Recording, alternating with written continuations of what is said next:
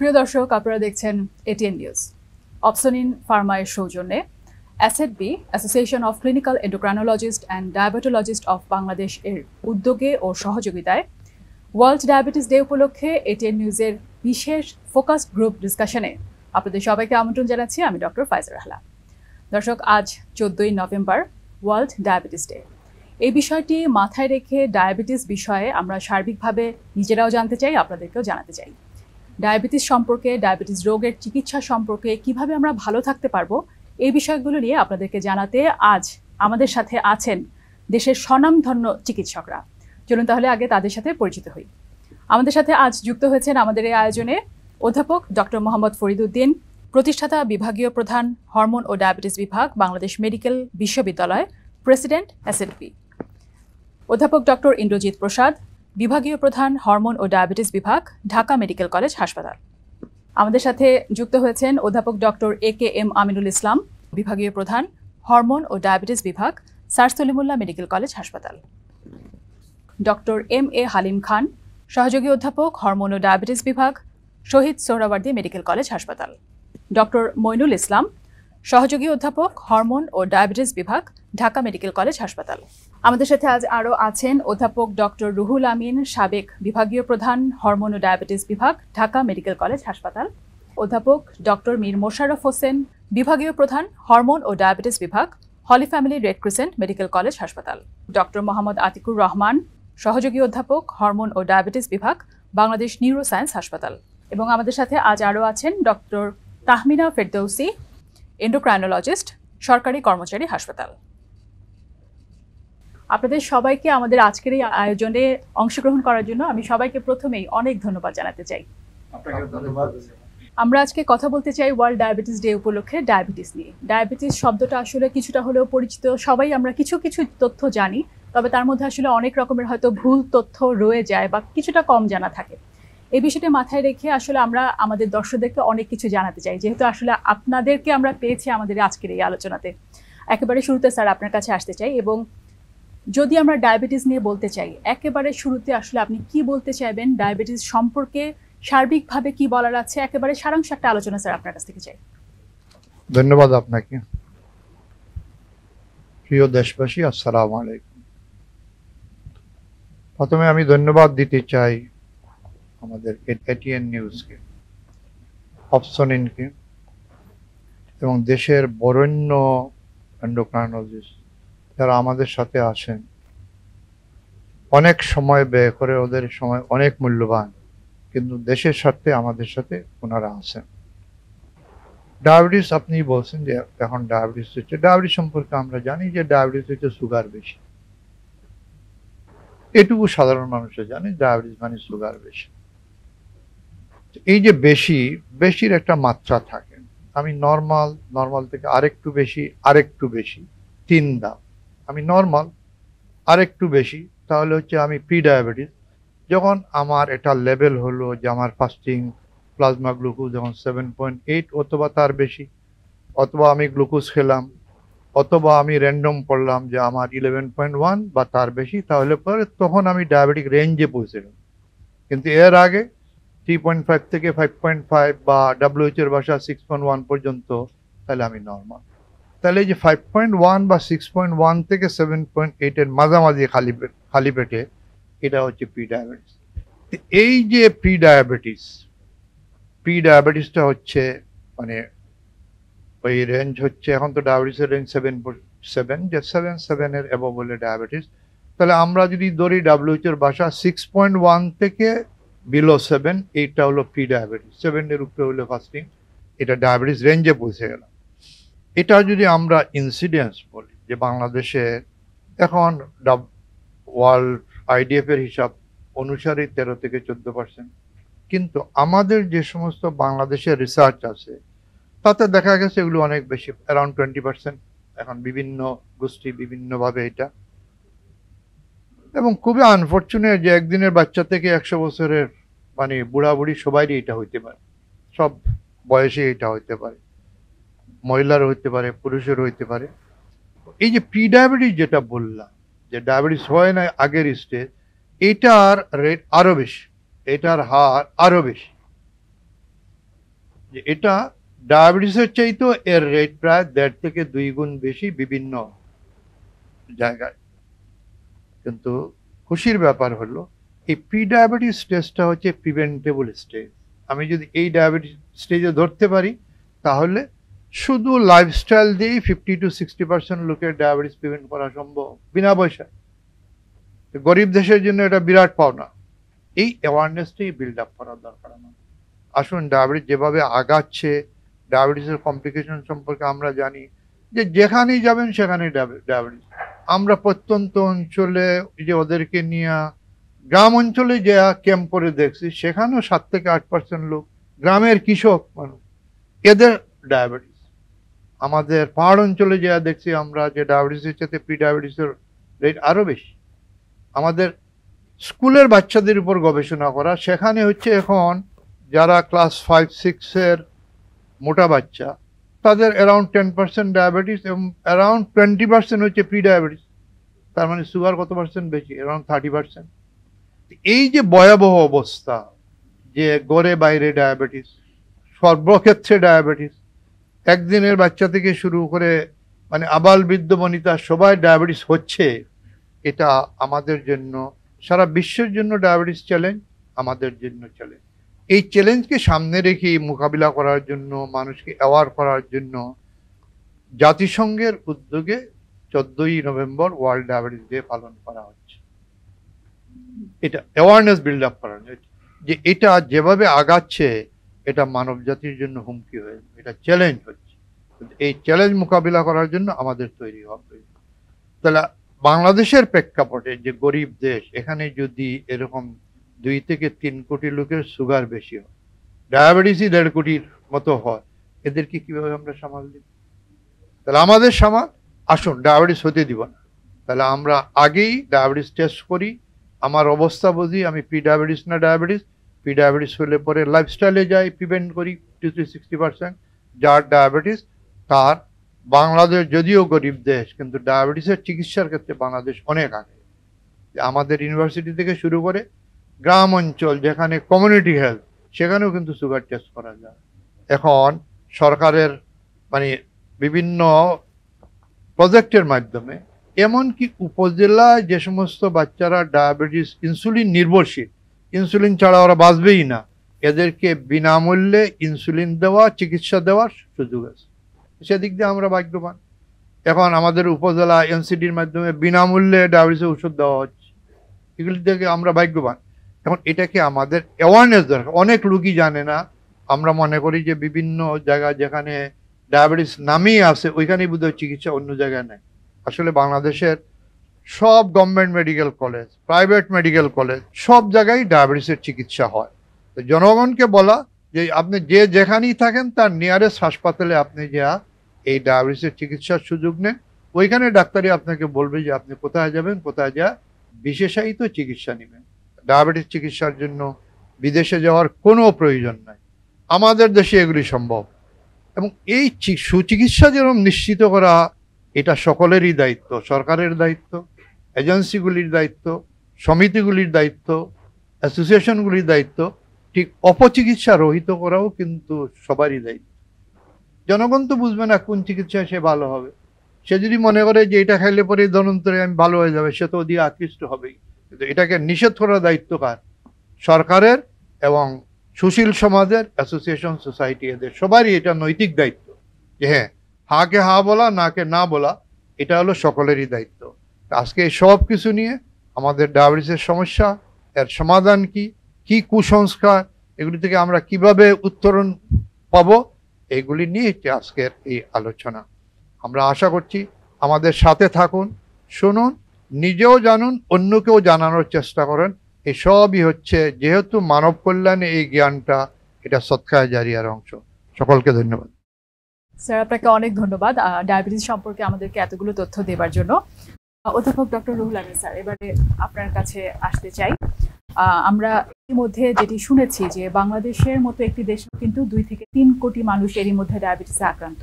আপনার কাছে যে ব্যাপারটা নিয়ে একটু জানতে চাই, সেটা হচ্ছে পুরো বিশ্বের চিত্র যদি আমরা দেখি, বাংলাদেশ যদিও আমরা বলছি ডেভেলপিং কান্ট্রি, সেখানেই যদি এরকম 2-3 কোটি মানুষ আক্রান্ত হয়ে থাকে, পুরো বিশ্বের তুলনায় আসলে এটা কত, আমরা যদি সার্বিক বিশ্বের চিত্র দেখি আমরা কিভাবে তুলনা করতে পারবো, সার্বিক বিশ্বের সাথে যদি একটা তুলনাটা আমাদেরকে বলতেন যে কত ভাগ রোগী বা পরিস্থিতিটা কি? Thank you.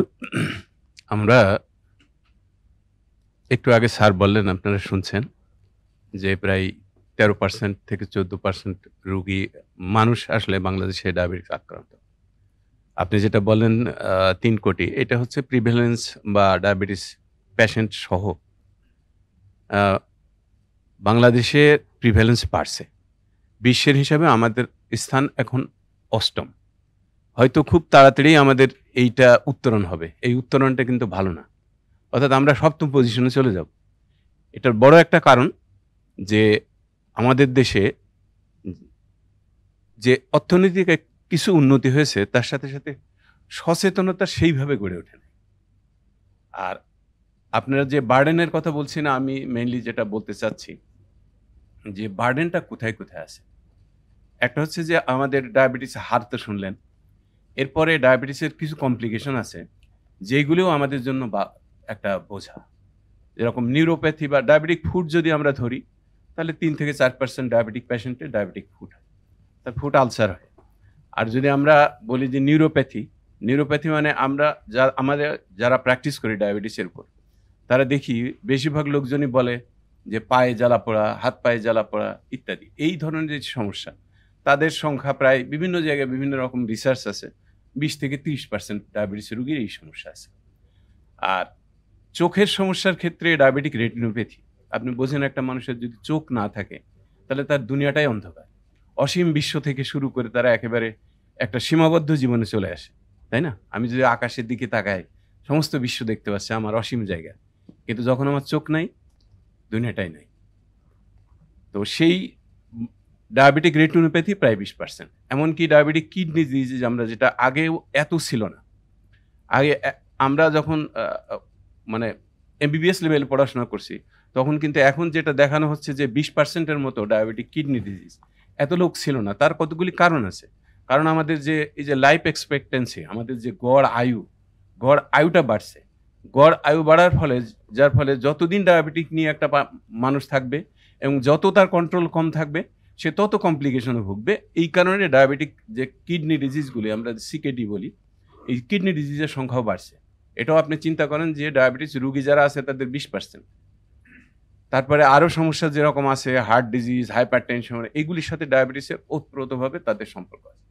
সব কিছু বিবেচনা করে যদিও আমরা বলছি যে মানে ডেথ আমাদের প্রায় 76,000-এর মতো ডায়াবেটিসের জন্য, প্রকৃতপক্ষে কিন্তু ডায়াবেটিস কমপ্লিকেশনের জন্য অনেক অনেক মৃত্যু বেশি, যেগুলি অন্যভাবে রেকর্ড হয়। হয়তো হার্ট ডিজিজের রেকর্ড হচ্ছে, কোথাও হয়তো অন্য কোনো ডিজিজ এরকম আছে, রেসপিরেটরি ডিজিজের রেকর্ড হচ্ছে, প্রকৃতপক্ষে তার সংখ্যা অনেক বেশি।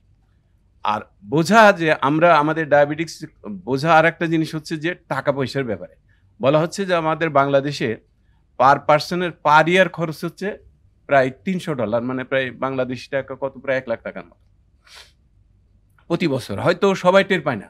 এই যে স্যার যেরকম বললেন যে আমাদের গভর্নমেন্ট লেভেলে অনেক জায়গায় আছে ডায়াবেটিস পরীক্ষা শুধু হয় তা না, ডায়াবেটিসে কিন্তু ওষুধও দেওয়া হয়। আমাদের গ্লিক্লাজাইড, মেটফরমিন, এই সমস্ত যে সমস্ত ওষুধ রিলেটিভলি সস্তা, সেইগুলি কিন্তু দেওয়া হয়, যার ফলে সবার কিন্তু এত খরচ হয় না। কিন্তু আমরা ওই যে সমস্ত লোকজন বাইরে যাচ্ছে, তাদের সবগুলি কস্ট যদি হিসাব করি, তাহলে কিন্তু আমাদের এইরকমই হয়। আমার কথা 1 লাখ না হোক, বছরে 20-30 হাজার টাকা খরচ হয় না অনেকদিন ডায়াবেটিস আছে এরকম লোকের সংখ্যা কম।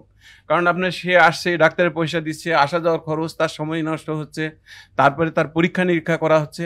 আপনি যদি এই বার্ডেনগুলি চিন্তা করেন, ডায়াবেটিসের বার্ডেন কিন্তু অনেক বড়, এবং সেইটা আমাদের জিডির উপর খুব বড় রকমের প্রভাব ফেলছে।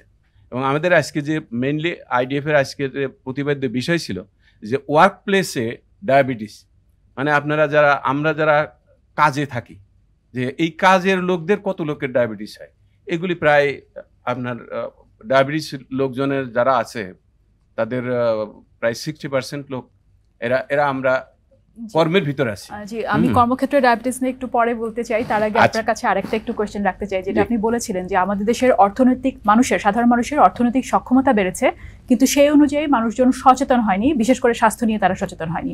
আমরা যখন সচেতন করতে যাব, আসলে আমাদের এটা বুঝতে হবে কেন সচেতনতাটা গড়ে উঠলো না, এ ব্যাপারে যদি আপনি একটু বলতেন।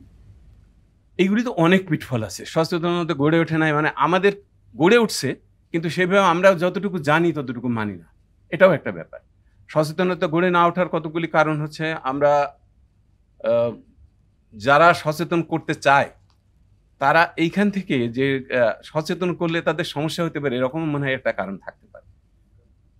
যে আমরা সচেতন করলাম, লোকজনের রোগ সংখ্যা কমে গেল, আমাদের রোগী কমে গেল, আমাদের ড্রাগের বিক্রি কম হলো, এরকম হতে পারে। তবে তার চাইতে বড় কথা হচ্ছে যে আমরা অনেকেই অনেকভাবে শুনতে চাই না কথা। অনেকেই বলে তো, এত বেশি মিডিয়া হয়তো যে কোন জায়গায় কি শুনবো সঠিক কথাটা হয়তো তাদের কানে পৌঁছাচ্ছে না, বা যেভাবে বলার দরকার। এই যে আমরা যেরকম আমরা বলছি আজকে আমাদের এই অনুষ্ঠানটা অ্যাসেট বির পক্ষ থেকে। অ্যাসেট বি হচ্ছে আমাদের একটা সংগঠন, একটা তাদের মেন উদ্দেশ্য হচ্ছে যে এই যে সমস্ত লোকজন আন্ডার প্রিভিলেজড, তাদেরকে আমরা কি করে এই সমস্ত সচেতনতা থেকে শুরু করে সাহায্য সহযোগিতা চিকিৎসা এগুলি দিতে পারি। তো আমাদের এই রকম যদি আরো কিছু প্ল্যাটফর্ম গড়ে ওঠে তাহলে মনে হয় যে সচেতনতা আরো সহজ। আরেকটি বিষয় একটু আপনার কাছে জানতে চাই, যখন আসলে সচেতন হয়ে উঠছে সবাই, 2 থেকে 3 কোটি মানুষ যেটা আমরা বলছি যে আক্রান্ত আছে, ওনারা সবাই নিজেদের সিচুয়েশনটা জানেন কিনা এবং কি করতে হবে অ্যাটলিস্ট ওনারা জানেন কিনা যে আমি ডায়াবেটিস রোগে ভুগছি, এখন আমাকে এভাবে চলতে হবে বা এইভাবে চিকিৎসা নিতে হবে, এতটুকু সচেতনতা আছে কিনা আপনাদের অভিজ্ঞতা যদি বলেন? না, এটা নাই, নিঃসন্দেহ নাই। এমন অনেক রোগী আছে ডায়াবেটিস তাই জানে না, হঠাৎ করে সে অন্য কোনো রোগের কারণে পরীক্ষা করানো হয়েছে। ডায়াবেটিসই একটা রোগ, এরকম খুব কম রোগী আছে যে সমস্ত রোগ রুগী জানার আগেই শুরু হয়। আমার জ্বর হয়েছে আমি জানি, হ্যাঁ আজকে জ্বর হয়েছে আমি রুগী, কিন্তু ডায়াবেটিস শুরু হয়েছে দেখা গেল 10 বছর 20 বছর আগে। সুতরাং সে জানতেই পারলো না যে কখন সে অলরেডি রুগী হয়ে গেছে। তো সেই ক্ষেত্রে আমরা বলতে পারি যে তারপরেও তো ডায়াবেটিস সবাই জানে না, শব্দটা এখনো অনেক পরিচিত হয়েছে, আমাদের কাছে তো খুবই পরিচিত, কিন্তু আপনি দেখবেন যে আপনি যদি 100 লোকে জিজ্ঞেস করেন হয়তো 2-4 জন জানে না যে আসলে ডায়াবেটিস কি। এমনকি রুগী যারা প্রথম আসে তারাও ভালো জানে, আজকে আমার ধরা পড়ছে, আমি আসছি, আমি পরীক্ষা করছিলাম, আমার হার্ট ডিজিজ কি, আমার অমুক সমস্যা ধরা পড়ছে। সুতরাং সবাই জানে, এটা আমি দাবি করি না। আমরা একটা এরিয়া ডায়াবেটিসের প্রিভিলেন্স নামে, তো আমরা হিসাব করে বলতেছি যে আমাদের 1 থেকে 1.5 কোটি লোক ডায়াবেটিস। কিন্তু ডায়াবেটিস যদি আপনি হিসাব করেন যে বার্ডেমের হিসাব বিভিন্ন জায়গায়, যে ইয়েরগুলা কি বলে আমাদের ইউনিভার্সিটির হিসাবে, এটা হিসাব করলে দেখা যাবে যে আমরা এখন 1 কোটিকেই ডিটেক্ট করতে পারিনি। তার মানে যত লোক ডায়াবেটিস তার অর্ধেকও কিন্তু জানে না যে তার ডায়াবেটিস, মানে 2 জনে 1 জন এখনো অজ্ঞ, সে জানে না তার ডায়াবেটিস। কেন? টাইপ 1 হলো যেটা বলছেন যে আমার ঘন ঘন পেশাব, খিদা লাগা, শুকাই যাচ্ছে, ওটা মাও নিয়ে যাবে, ছেলেও অস্থির হয়ে যাবে। কিন্তু টাইপ 2 আমরা যারা এখানে বসে আছি, যে টাইপ 2 ডায়াবেটিস, যাদের ওই যে আলোচনা করব কেন এই ডায়াবেটিসগুলা, টাইপ 2 অ্যাসিমপ্টোমেটিক, যেহেতু বড়দের তেমন সিমটম থাকে না এই জন্য সে যায়ও না। কোনো অন্য কারণে গেল, চোখের অপারেশন, অমুক অপারেশন, তখন ওই যে হার্টের অসুখ, তখন সে জানলো যে তার তো ডায়াবেটিস। আর অন্য কাজে তো যেমন জ্বর হলে তো দৌড়ায় মানুষ, সিমটম নাই ও যাবে কেন? 2 নম্বর হলো ধরতে গেলে পরে তো সুগার টেস্ট করতে হবে, ওই যে আমার আবার টেস্ট করতে হবে, রক্ত দিতে হবে, এই যে ফোবিয়াগুলা, এগুলির জন্যই হচ্ছে এই জিনিসগুলো ডিটেক্ট করা। এই জন্য চাই যে এটা ডিটেক্ট করার জন্য আমাদের ন্যাশনাল স্ক্রিনিং প্রোগ্রাম প্রয়োজন, যে সরকারিভাবে সারা দেশে কি পরিমাণ লোক ডায়াবেটিস, কি পরিমাণ নর্মাল, কি পরিমাণ প্রি ডায়াবেটিস, এই স্ক্রিনিং হওয়া উচিত, যাতে আমরা প্ল্যানিং করতে পারি যে এদেরকে কিভাবে মানে ট্যাকেল দিব। এবার একটু চলে যেতে চাই অধ্যাপক ডক্টর ইন্দ্রজিৎ প্রসাদ আপনার কাছে। যখন আমরা আসলে ডায়াবেটিস নিয়ে কথা বলছি তখন কিন্তু অনেকেই জানেন, অনেকেই জানেন না যে ওনারা ডায়াবেটিসে আক্রান্ত। কিছু মানুষ সচেতন এবং কিছু মানুষ সচেতন না। তবে এখন এই সোশ্যাল মিডিয়ার যুগে আমরা যখন দেখি সচেতন যারা, তারাও অনেক সময় দেখা যায় অনেক রকম ভুল তথ্যের শিকার হন। ওনারা দেখা যায় এমন কিছু ডায়েট করছেন যেটা আসলে একেবারেই ঠিক না। লাইফস্টাইল কেমন হওয়া উচিত এটা নিয়ে ওনারা অনেকেই জানেন না। অনেকে কিটো ডায়েট করছেন, কেউ হয়তো খাবার পুরোটাই বন্ধ করে দিচ্ছেন, এরকম অনেক ধরনের চলছে, বিভিন্ন ধরনের ট্রেন্ড বলা যায়। এ ব্যাপারে একটু আপনি যদি আমাদেরকে বলতেন যে ডায়াবেটিস হলে তার খাদ্যাভ্যাস কেমন হওয়া উচিত, তার লাইফস্টাইল কেমন হওয়া উচিত, আর কি কি বিষয়ের প্রভাব পড়তে পারে তার জীবনে এবং তার সুস্থ থাকার উপরে। অনেক ধন্যবাদ। তো ডায়াবেটিসের চিকিৎসা যেটা আমরা সবসময় বলে থাকি যে ডায়াবেটিসের চিকিৎসায় 4টা ডির কথা বলি আমরা। একটা হচ্ছে ডায়েট, একটা হচ্ছে যেটা ডায়েট মানে হচ্ছে যে আমাদের খাদ্যাভ্যাসের যে পরিবর্তন, নিয়ন্ত্রণ, ডিসিপ্লিন, মানে আপনি কখন ঘুম থেকে উঠবেন, কখন ঘুমাবেন, আপনার যে জীবনটা একটা নিয়মানুবর্তিতার মধ্যে আসবে, এটা একটা। 3 নম্বর হচ্ছে ড্রিম, মানে হচ্ছে যে ঘুম, আপনি যদি 6 থেকে 8 ঘন্টা না ঘুমান তাহলে ডায়াবেটিস নিয়ন্ত্রণে থাকার সুযোগ নেই। সর্বশেষ যেটা প্রয়োজন সেটার নাম হচ্ছে ড্রাগ, ঔষধ। দেখেন আমি সবার শেষে কোনটার কথা বললাম? সবার শেষে কিন্তু বললাম ওষুধের কথা। তো প্রথম যে 3-4টা ধাপ কেউ যদি পার না হয় তাহলে কিন্তু ওষুধ তার শরীরে কোনো কার্যকরী ভূমিকা রাখবে না। এবং আপনি একটা জিনিস দেখেন যে বাংলাদেশে আসলে ডায়াবেটিসের কন্ট্রোল মাত্র 13% ডায়াবেটিসের কন্ট্রোল। এর কারণটা কি আসলে? সমস্ত পৃথিবীর যত ওষুধ আছে, অত্যাধুনিক ওষুধ সবই কিন্তু বাংলাদেশে অ্যাভেলেবেল আছে। যত অত্যাধুনিক পরীক্ষা আছে সবই বাংলাদেশে অ্যাভেলেবেল আছে। যত অত্যাধুনিক টেকনোলজি আছে including insulin pump, CGM system, উন্নত বিশ্বে ইউরোপ আমেরিকায় যা আছে সবই কিন্তু বাংলাদেশে আছে। তারপরও কেন সারা বিশ্বেই একই অবস্থা আসলে, যে মাত্র 13%। দেশভেদে আছে, কিন্তু ওভারঅল অনলি 13% মানুষের ডায়াবেটিস কন্ট্রোল। এর কারণটাই হচ্ছে সচেতনতার অভাব। এই যে আপনি যেটা বললেন যে ডায়েটারি মডিফিকেশন, এখানে কিন্তু আমরা অনেকগুলো ভুল তথ্যের আসলে শিকার হয়ে যাচ্ছি। আমরা ছোটবেলায় যেরকম শুনে এসেছেন যে সুষম খাদ্য শরীর গঠন করে এবং রোগ প্রতিরোধ ক্ষমতা বাড়ায়, এখনো কিন্তু সেটা ঠিক। কিন্তু আপনি দেখবেন ইদানিং এই সোশ্যাল মিডিয়াতে, টেলিভিশনে এবং অন্যান্য জায়গায়, ফেসবুক, ইউটিউবে নানান রকম ভুল তথ্য এবং চমকপ্রদ বিজ্ঞাপন চলছে যে এই খাবারটা বাদ দিয়ে দেন তাহলে আপনার ডায়াবেটিস সম্পূর্ণ নিয়ন্ত্রণ হয়ে যাবে, এই খাবারটা বাদ দিয়ে দেন তাহলে আপনার ডায়াবেটিস ওষুধ ছাড়া, ইনসুলিন ছাড়া কন্ট্রোল হয়ে যাবে এবং আপনি সম্পূর্ণ আরোগ্য লাভ করবেন, আপনার ওজন কমে যাবে, ব্লাড প্রেশারের ওষুধ, ডায়াবেটিসের ওষুধ, কোলেস্টেরল ওষুধ কোনো কিছুই আপনার লাগবে না, এরকম বলা হচ্ছে। আরো কিছু বিজ্ঞাপন আপনারা দেখবেন যেখানে দুর্বৃত্তই বলবো আমরা, তারা প্রচার করছে যে এই ওষুধটা একটা কৌটার মধ্যে ওষুধ বিক্রি করছে, এই ওষুধ 7 দিন খান তাহলে 7 দিনের মধ্যেই আপনার সমস্ত ডায়াবেটিস নিয়ন্ত্রণ হয়ে যাবে এবং ডায়াবেটিস ভালো হয়ে যাবে, এরপর আর কোনো ডায়াবেটিস থাকবে না, আপনি যা খুশি খেতে পারবেন, যা খুশি যেভাবে খুশি চলতে পারবেন। কেমন 7 দিনের প্রজেক্ট দিচ্ছে। তো এটা নিয়ে অনেক কার্যক্রম চলছে। আমাদের যে রেগুলেটরি অথরিটি যেটা আছে, Bangladesh medical and dental council, তারা বিভিন্ন এই ধরনের অপপ্রচার যারা করে এবং এই ধরনের ঔষধ যারা বিক্রি করছে তাদেরকে কিন্তু তলব করে শাস্তির আওতায় আনা হচ্ছে। এবং আমাদের ডিজিডিএ বলে একটা অর্গানাইজেশন আছে, ডিরেক্টর জেনারেল ড্রাগ অ্যাডমিনিস্ট্রেশন, সেখানে কিন্তু অনেককে তলব করা হয়েছে যারা ফেসবুক, ইউটিউবের মাধ্যমে ওষুধ বিক্রি করে এবং প্রলোভন দেখায় যে ওষুধ খেলে 7 দিনের মধ্যে ডায়াবেটিস ভালো হয়ে যাবে, এবং বিভিন্ন মানুষের মুখ, বিভিন্ন মানুষের কণ্ঠ জুড়ে দিয়ে ভিডিও তৈরি করে, কেমন মানুষকে প্রতারিত করে, এরকম কিন্তু চলছে। তো এটার ব্যাপারেই আসলে সচেতনতা দরকার। আমি বলবো যে আজকে যে আপনাদের যে উদ্যোগ, HN নিউজ, অপসনিন এবং association of clinical endocrinologist and diabetes বাংলাদেশের যে উদ্যোগ, এই অর্গানাইজেশন ASHB আসলে এর জন্মলগ্ন থেকেই যে এই যে সচেতনতা বাড়ানোর জন্য কাজ করে যাচ্ছে, অপচিকিৎসার বিরুদ্ধে কথা বলছে এবং এর মাধ্যমে কিন্তু সচেতনতা বৃদ্ধি করার চেষ্টা করছে। তো ডায়েটের ব্যাপারে আপনি যেটা বলছিলেন যে সেটা হচ্ছে যে আসলে খুব সিম্পলিফাই যদি করি, আমরা অনেক ক্যালকুলেশন যদি আমরা দিই, পেশেন্টরা পাজল হয়ে যাবে। সেজন্য আমরা খুব সহজে আমরা একটা প্লেট মেথড বলি, একটা প্লেটকে যদি 4 ভাগে ভাগ করেন তাহলে অর্ধেকটাই থাকবে তার ভেজিটেবল, নন স্টার্চি ভেজিটেবল, আলু ছাড়া যে সবজি, সেটা হচ্ছে অর্ধেক প্লেট।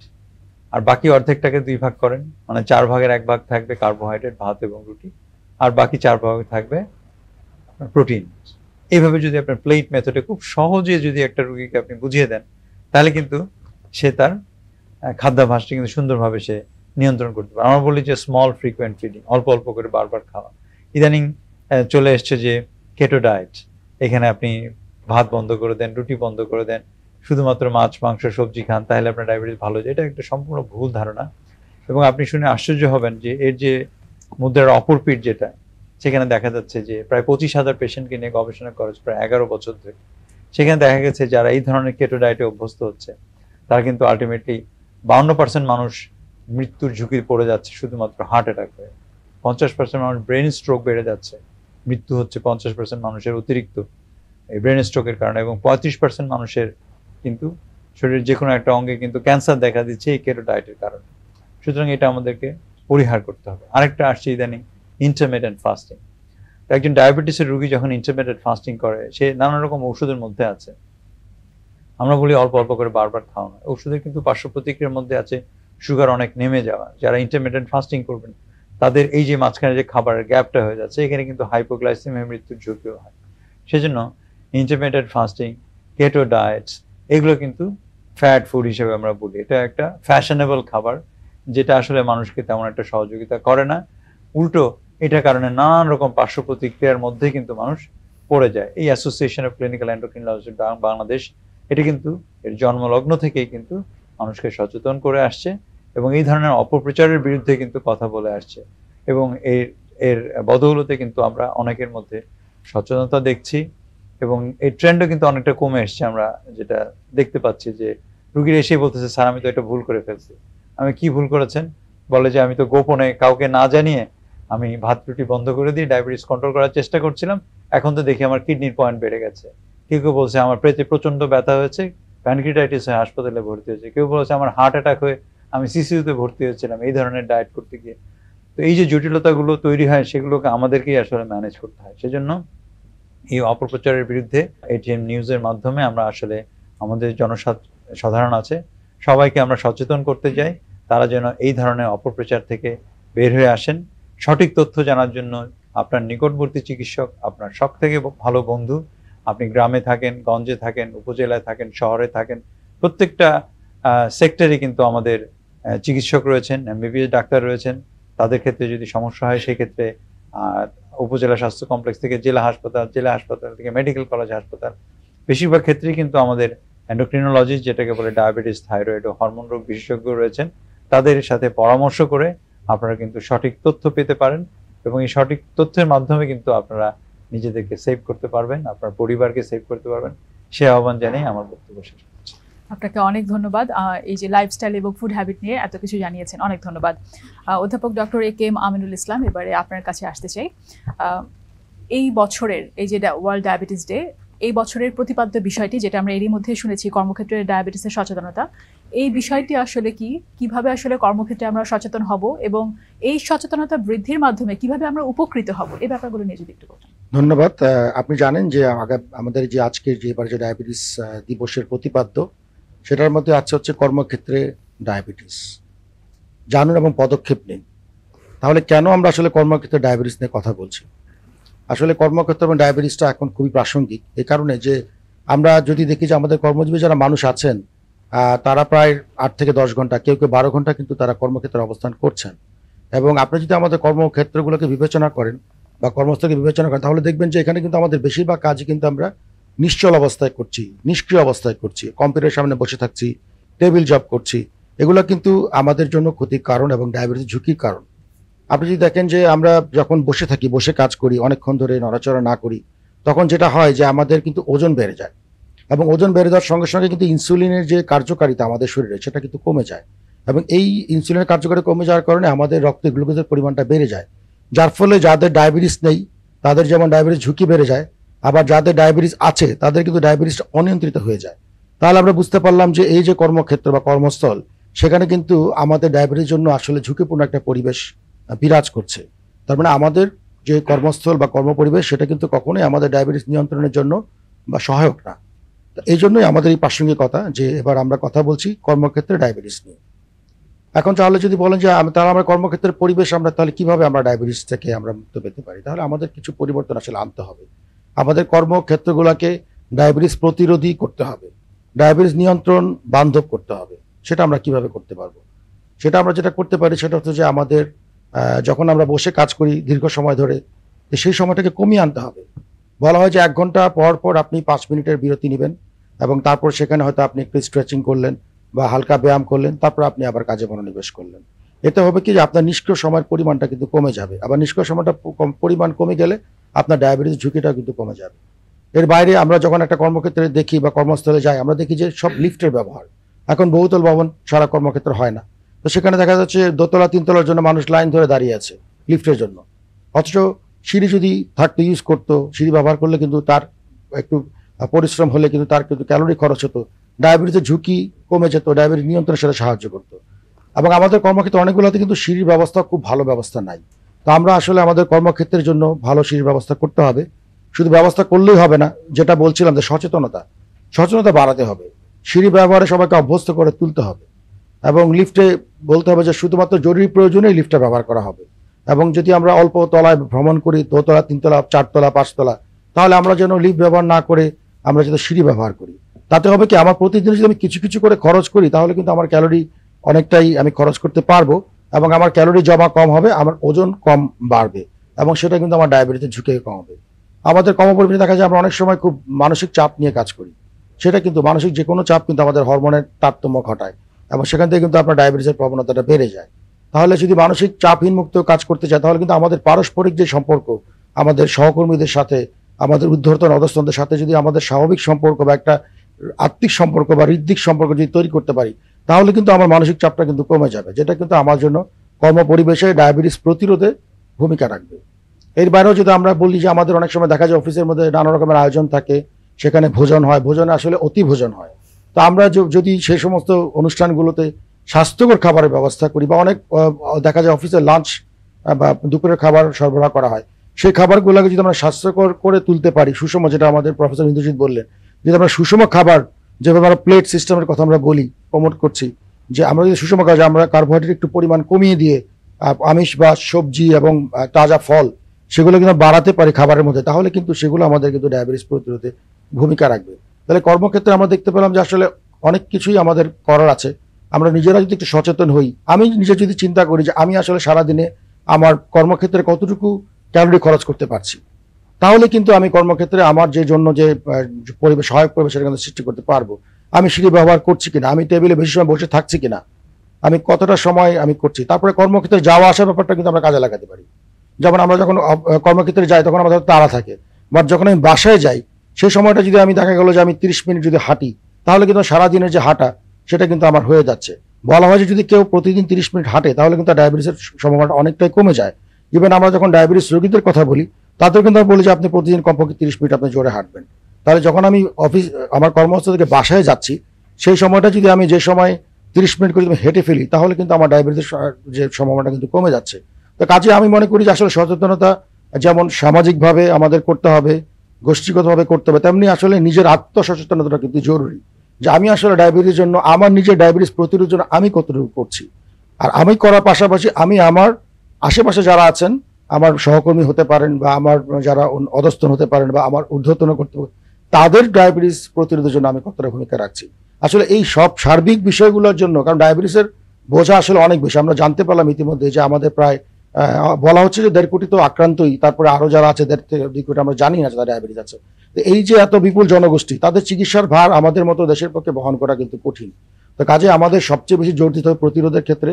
আর যেহেতু এবার বলা হচ্ছে কর্মস্থল, আমাদের কর্মজীবী মানুষ, বিশেষ করে যারা 25 বছর বা তারা উঠে, তারাই তো সাধারণত কর্মজীবী হয়, তাদের যেমন ডায়াবেটিসও থাকে বেশি, আবার ঝুঁকিটাও বেশি। কাজে তাদের ঝুঁকি কমাতে গেলে আমাদের কর্মস্থলে ডায়াবেটিস প্রতিরোধী পরিবেশ তৈরি করতে হবে এবং ডায়াবেটিস নিয়ন্ত্রণ সহায়ক পরিবেশ তৈরি করতে হবে, এবং এই জন্য নিজের সচেতনতার পাশাপাশি সবাইকে সচেতন করতে হবে। বিশেষ করে আমরা দিনের একটি বড় সময় আসলে কর্মস্থলেই কাটাচ্ছি, শুধু আমি বাড়িতেই সচেতন থাকবো সেটা আসলে হচ্ছে না, আমাদেরকে সারাদিন ধরেই সচেতন থাকতে হবে। আপনাকে অনেক ধন্যবাদ আমাদেরকে এই বিষয়ে বলার জন্য।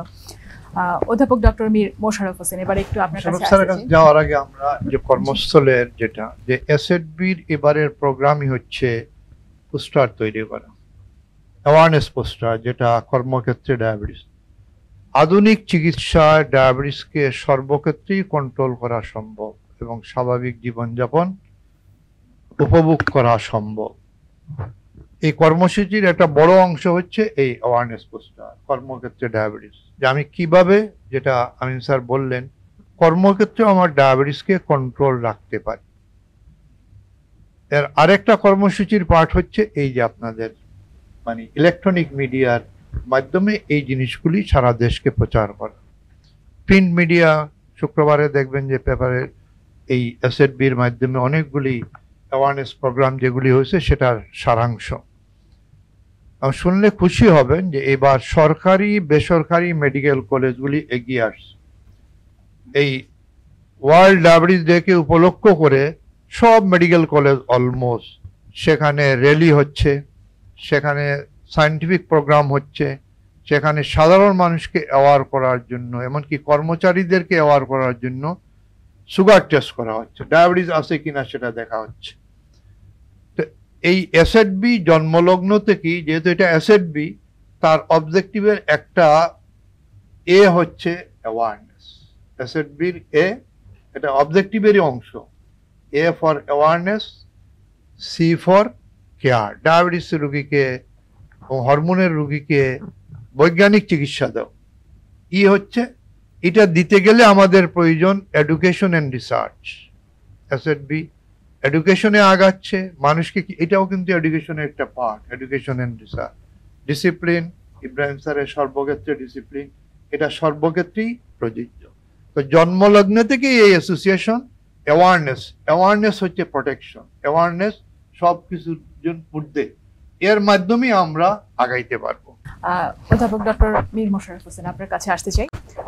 আমরা যখন সচেতনতার কথা বলছি, বারবারই কিন্তু আসছে যে মিডিয়ার একটা বড় ভূমিকা আছে, কিন্তু এখন আসলে আমরা যেই সময়টি পার করছি সেই সময় দেখা যাচ্ছে যে সোশ্যাল মিডিয়াটাই সব থেকে বড় রোল লাগছে আমাদের লাইফস্টাইলকে ইনফ্লুয়েন্স করতে, আমাদের জীবনযাত্রা, আমরা কি খাচ্ছি, আমরা কি পড়ছি, আমরা কি করছি, সব কিছুই প্রভাবিত হচ্ছে।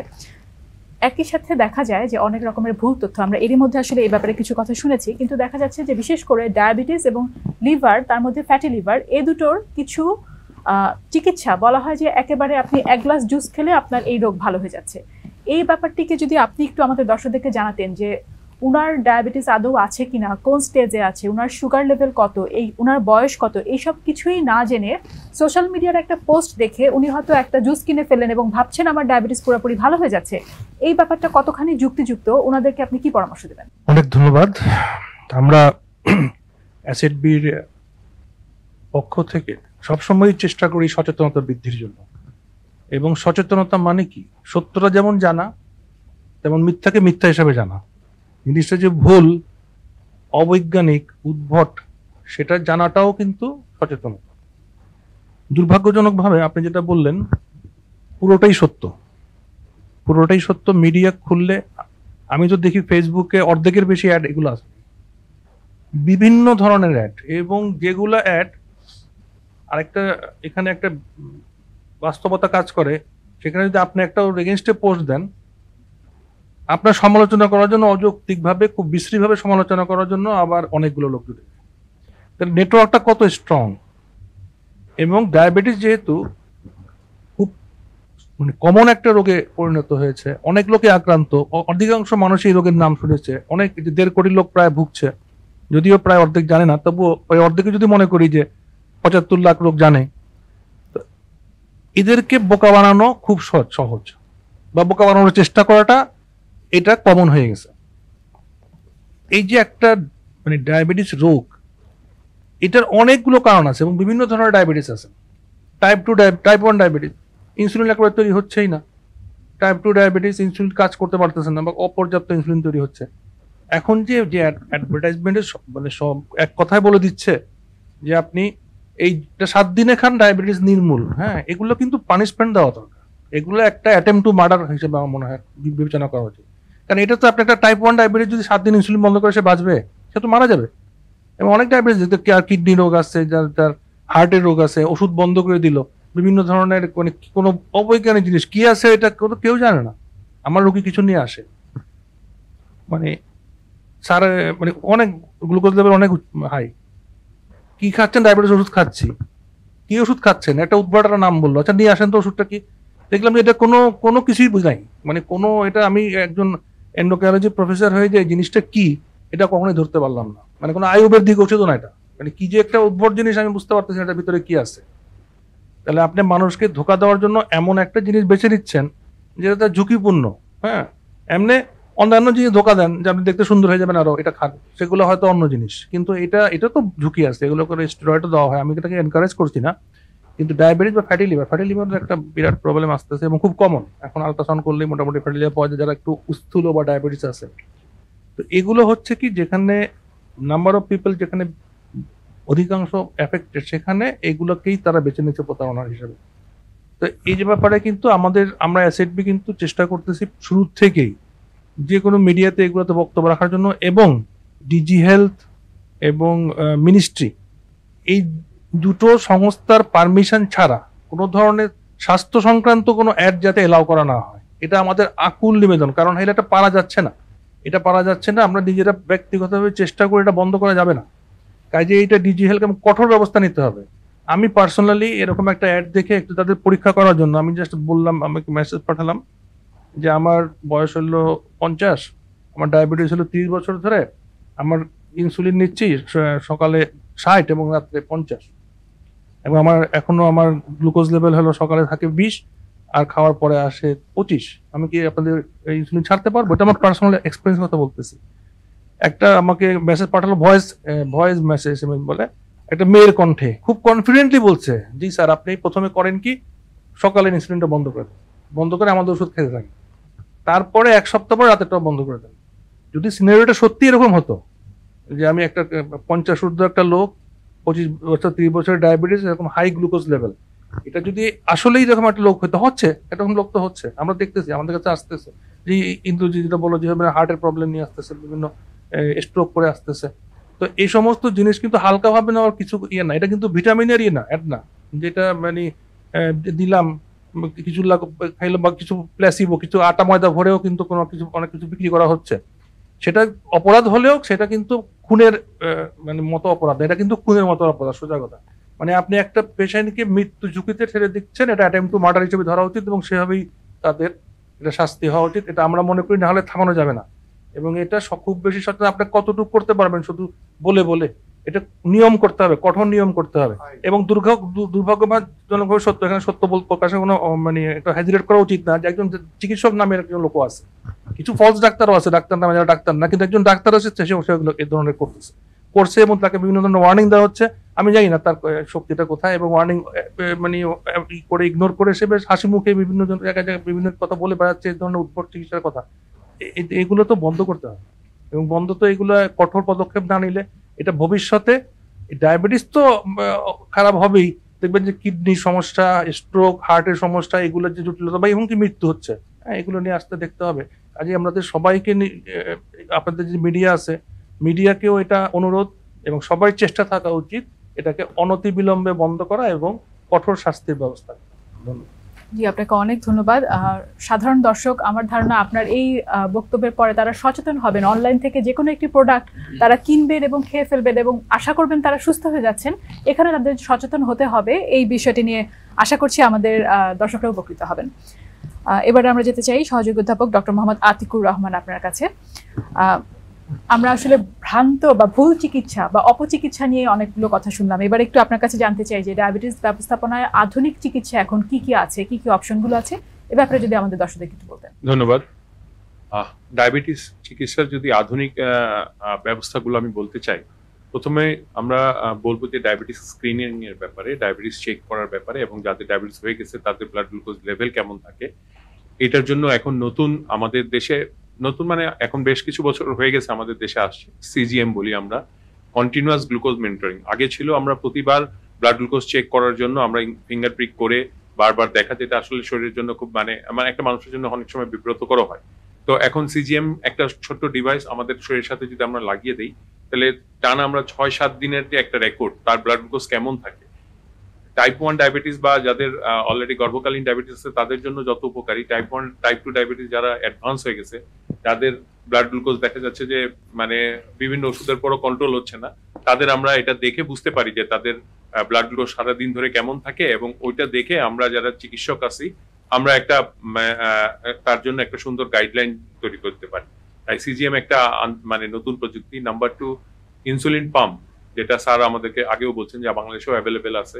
ইনসুলিন পাম্প এটা একটা ওয়ান কাইন্ড অফ এআই, যেটা আমাদের শরীরের সাথে লাগানো থাকবে, এই আমাদের গ্লুকোজকে সেন্স করবে এবং যতটুকু ইনসুলিন প্রয়োজন হবে তখন এটা অটোমেটিক্যালি তার শরীরের মধ্যে চলে যাবে। এছাড়াও নতুন বিভিন্ন রকমের অ্যাপস এবং বিভিন্ন রকমের টেলিমেডিসিনের মাধ্যমেও আমরা কিন্তু এই নতুন নতুন প্রযুক্তি আমরা আমাদের কাছে আসতেছে, নতুন নতুন অনেক ঔষধ আসতেছে, বিভিন্ন জিনিস যেগুলো মানে ডায়াবেটিসের পাশাপাশি আমাদের যাদের হৃদরোগে আক্রান্ত আছে বা যাদের কিডনিতে সমস্যা হচ্ছে তাদের, বা ফ্যাটি লিভার, কিছু কিছু ওষুধ নতুন আসছে যেগুলো সপ্তাহে 1 দিন চিকিৎসার মাধ্যমে দেখা যাচ্ছে যে তাদের ডায়াবেটিসের পাশাপাশি হৃদরোগের উন্নতি হচ্ছে, কিডনি রোগের উন্নতি হচ্ছে, ফ্যাটি লিভার উন্নতি হচ্ছে, অবস্ট্রাকটিভ স্লিপ অ্যাপনিয়া বলে একটা রোগ আছে যা উন্নতি হচ্ছে। তো এই রকম ওষুধও এখন বাজারে অ্যাভেলেবেল আছে, আমরা হরহামেশাই লিখছি এবং খুব আমরা মানে এইটার যে উপকারিতা আমাদের মধ্যে কিন্তু এখন প্রচুর বিদ্যমান হচ্ছে। তাই যেই নতুন চিকিৎসা পদ্ধতি আসছে তা যেমন রোগ ডিটেকশন করতে আমাদেরকে হেল্প করছে এবং চিকিৎসা করতেও আমাদেরকে হেল্প করছে। ডায়াবেটিক রোগীদের যে একেবারে প্রথম থেকে একটা ভয় থেকে যায় যে আমাকে মনে হয় সারা জীবন ধরে এই চিকিৎসা নিতেই হবে, এই বিষয়টিকে আসলে কিভাবে আপনি একটু সহজ করে দেবেন? আসলে এইটাই আমাদের আসলে মেইন উদ্দেশ্য। অ্যাওয়ারনেসের তো কিছু অ্যাওয়ারনেস স্যাররা অনেক সময় বললেনই, কিন্তু এটা একটা ডায়াবেটিক রোগীকে অ্যাওয়্যার করা যে আমার জীবনের সাথে ডায়াবেটিসের প্রেম হয়ে গেছে, মানে এইটা আমি কবর যাওয়া পর্যন্ত আমার থাকতে হবে, এইটা আমার শেষ পর্যন্ত ক্যারি করতে হবে, এবং এইটাকে এই যে পরিবর্তিত জীবনকে নিজের মনে করাটাই হলো সবচেয়ে বেশি প্রয়োজন। আমি প্রতিদিন চায় চিনি খেতাম, যেদিন আমি ডায়াবেটিস হয়ে গেছে আমি চিনি খাওয়া বাদ দিয়ে দিয়েছি, দেখা যাচ্ছে যে চিনি ওয়ালা চা খাইতেই আমার খারাপ লাগছে। তো এই যে পরিবর্তিত জীবন যেটা, এইটাকে আমরা আমাদের লাইফস্টাইলের সাথে অ্যাডহেয়ার করতে চাই, এবং এইটাই আমরা অ্যাওয়ারনেসের মাধ্যমে রোগীকে জানাতে চাই যে আপনার এই অবস্থায় এতে করলে আপনি ভালো থাকবেন সারা জীবন। অ্যাকচুয়ালি ম্যাক্সিমাম আমরা যে ডায়াবেটিস নিয়ে আলাপ করতেছি, টাইপ 2 ডায়াবেটিস কখনো ভালো হয়ে যায়। ইনিশিয়ালি যদি অনেক সময় আমরা আমাদের কাছে আর্লি আমরা স্ক্রিন করতে পারি, তখন হয়তো রিভার্সালের একটা ব্যাপার থাকে যে হ্যাঁ আমরা লাইফস্টাইল চেঞ্জ করে আমরা আমাদের ওজন কমিয়ে হয়তো বা এই ডায়াবেটিসকে রিভার্স করে আনতে পারি, বাট ম্যাক্সিমাম ক্ষেত্রে আমাদের তা হয় না। আর স্যার যেটা বললেন, অনেক রুগী আমাদের এখানে আসেই কমপ্লিকেশনস নিয়ে, তাদের জন্য আর কি আসলে ব্যাক টু দা মানে নর্মাল বা নর্মোগ্লাইসেমিক অবস্থা কখনো যাওয়া যায় না। তো আমাদের চিকিৎসার একটা মেইন পার্ট রোগীকে অ্যাওয়্যার করা, এটাকে নিয়ে আপনাকে বাঁচতে হবে এবং এটাকে নিয়ে আপনার চলতে হবে, এবং এই চলার মধ্যেই আপনার প্লেজার কিন্তু সব আছে। আমি তো চিনি খাওয়া বাদ দিয়ে দিছি, এটা তো অনেকে এখন উইলিংলি বাদ দিয়ে দিচ্ছে, কিন্তু যে আমি চিনি খাবো না, এটাকে হোয়াইট সুগার মানে কি বলে হোয়াইট পয়জন বলা হচ্ছে, তো আমি ছেড়ে দিচ্ছি, এবং যারা ছেড়ে দিচ্ছে তারা কিন্তু ভালোই আছে। তো এই জিনিসগুলো যদি আমরা রোগীর সাথে আলাপ আলোচনার মাধ্যমে যদি তাদেরকে বুঝাইতে পারি যে না, এখন আপনার জীবনের সবকিছুই চলবে, কিছু জিনিস চেঞ্জ আসবে এবং এইটা নিয়েই আপনাকে চলতে হবে, যদি এইটা আমরা করাইতে পারি তাহলেই কিন্তু আমার মানে চিকিৎসাটা সফল হবে। অনেক ধন্যবাদ আপনাকে, খুব সুন্দর করে বলেছেন। আশা করছি আমাদের দর্শকরা ব্যাপারটা বুঝতে পারবেন এবং এই ব্যাপারটাকে স্পোর্টিংলি নেবেন। অনেক ধন্যবাদ। এরপর আমরা চলে যাচ্ছি সহযোগী অধ্যাপক ডক্টর এম এ হালিম খান আপনার কাছে। যে বিষয়টি আমরা যখন ডায়াবেটিস নিয়ে কথা বলছি তখন অনেক প্রশ্ন যেমন থাকে, সাথে সাথে অনেকেই কেউ ভাবেন যে আমার বাবা মায়ের ছিল ডায়াবেটিস, এই জন্য আমার ডায়াবেটিস। অনেকে তার লাইফস্টাইলটাকেই শুধু দোষ দেন যে আমি হয়তো অনেক বেশি চিনি খেয়ে ফেলেছি বা আমি এত মিষ্টি খেয়েছি, এই কারণে আমার ডায়াবেটিস। কারো ক্ষেত্রে পরিবেশের নিয়েও তারা অনেকে ভাবেন যে আমার এই জায়গাটাতে থাকা হয়তো ঠিক হয়নি। এরকম অনেক রকম প্রশ্ন আসে। এই সবগুলো ব্যাপার নিয়ে যদি আমাদেরকে একটু বলতেন যে আসলে লাইফস্টাইল অথবা জেনেটিক একটা প্রিডিসপোজিশন অথবা কিসের প্রভাবে হতে পারে ডায়াবেটিস এবং কেন হতে পারে। ধন্যবাদ আপনাকে। আপনি যে বিষয়গুলো উল্লেখ করেছেন এই প্রত্যেকটির সাথে কিন্তু ডায়াবেটিসের ডেভেলপমেন্টের মানে লিঙ্ক আছে আর কি। যেমন আমি যদি বলি যে জেনেটিক যে বিষয়টা বলেছেন, জেনেটিক আমরা যদি বলি রেশিয়াল ব্যাকগ্রাউন্ড, যে আমাদের জাতিগত প্রবণতা আছে, এই এশিয়া অঞ্চলের মানুষ, আফ্রিকান অঞ্চলের মানুষ, ঠিক আছে, তাদের কিন্তু ডায়াবেটিসে আক্রান্ত হওয়ার ঝুঁকি বেশি। তো জাতিগত কারণে কিন্তু আমাদের ডায়াবেটিসে আক্রান্ত হওয়ার ঝুঁকি রয়েছে। আর ফ্যামিলির মধ্যে যদি কারো ডায়াবেটিস থাকে, যেমন ফ্যামিলিতে বাবার আছে এক ধরনের রিস্ক, বাবা মা দুইজনের আছে, রিস্ক কিন্তু ডাবল হয়েছে, ঠিক আছে। ফার্স্ট ডিগ্রি রিলেটিভসের মধ্যে যদি ডায়াবেটিস থাকে তারও কিন্তু ঝুঁকি অনেক বেশি বেড়ে যায়। তাহলে একটা স্ট্রং পটেনশিয়াল রিস্ক ফ্যাক্টর।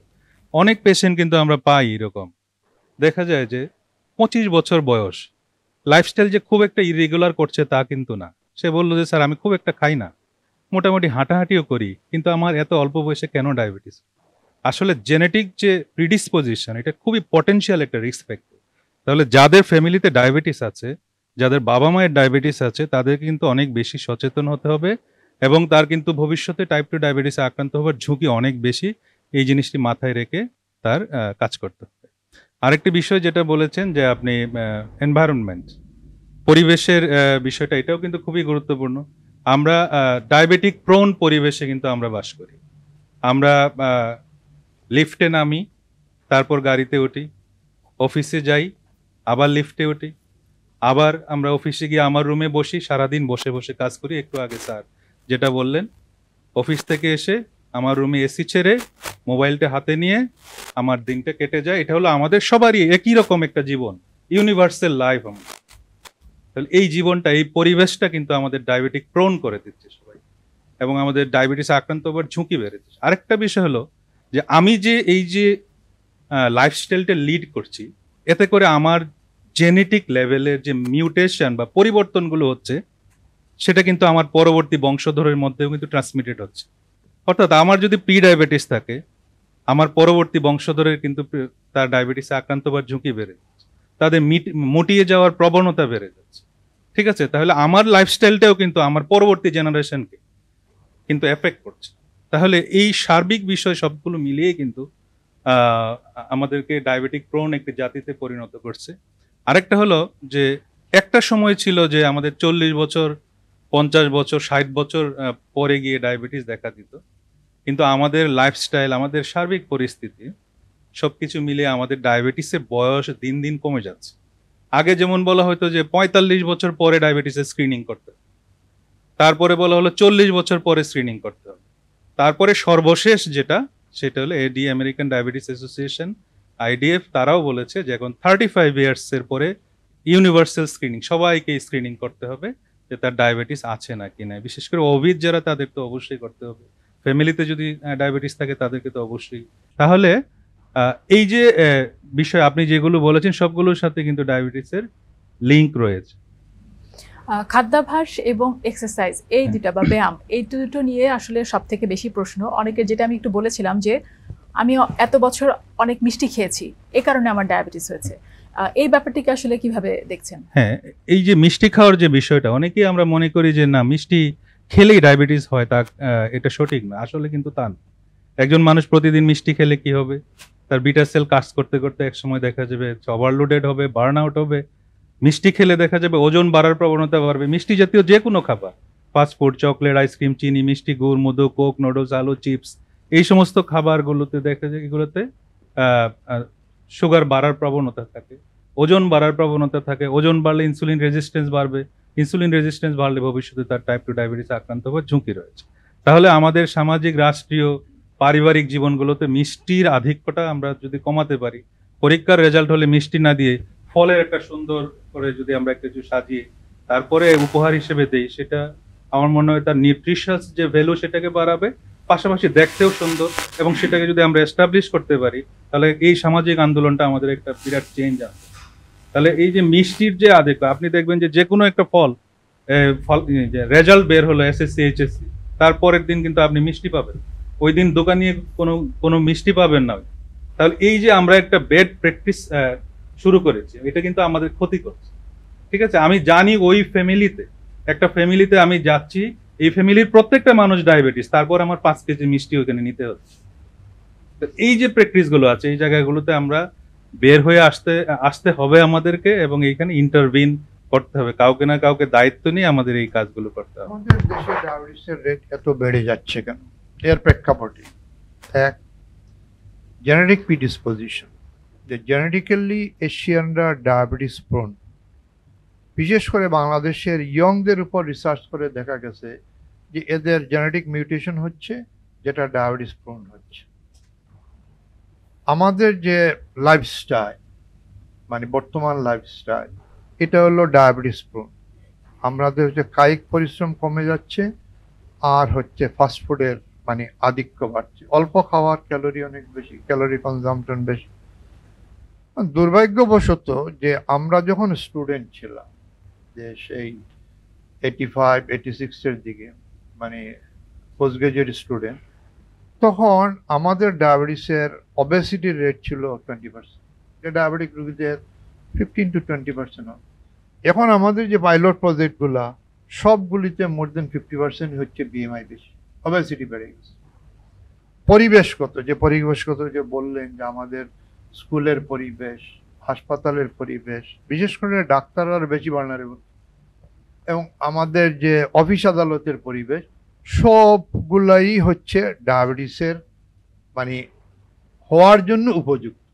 আপনি হাঁটবেন, হাঁটার রাস্তা নেই, স্কুলের বাচ্চারা স্কুলে যাবে, খেলার জায়গা নেই, ও উপর তলায় উঠতেছে স্কুলে, নিচে নামে ফাস্টফুড কিনে গাড়ি দিয়ে যাচ্ছে, যা লিফটে উঠতেছে। তো এই বাচ্চা অবেস হবে না কেন? এই বাচ্চাই তো 2 দিন পর ডায়াবেটিসের দিয়ে আক্রান্ত হবে। তাহলে আমাদের পলিসি মেকার যারা, আমাদের পক্ষ থেকে মানে এই দেশের সচেতন নাগরিকের পক্ষ থেকে আমরা সুনিবন্ধ অনুরোধ জানাচ্ছি যে আমাদের বাচ্চাগুলিকে প্রোটেকশন দেন, বাচ্চাগুলিকে বাঁচান। স্কুল কলেজের বাচ্চারা যে ডায়াবেটিস হচ্ছে তার মূল কারণ হলো পরিবেশ বদলে গেছে। তা আমরা যদি স্কুল মাঠ ছাড়া স্কুলে লাইসেন্স দিব না, এইটা যদি আমরা করি তাহলে পরে অনেক কিছু আমাদের আগে। আপনি যা মেন রোডগুলিতে দেখেন যে সন্ধ্যার সময় ফাস্টফুডের দোকান এই মাথা থেকে ওই মাথায়, যেখানে বাচ্চারা বের হয়ে এগুলিতে আকৃষ্ট হচ্ছে। রাস্তায় পরিবেশ নিয়ে আমরা এত চিল্লাচ্ছি, কিন্তু মেন রোডে মানে জ্বালায়া এটার মানে মাংস তাপ দিচ্ছে, ধোঁয়া বের হচ্ছে মেন রোডে।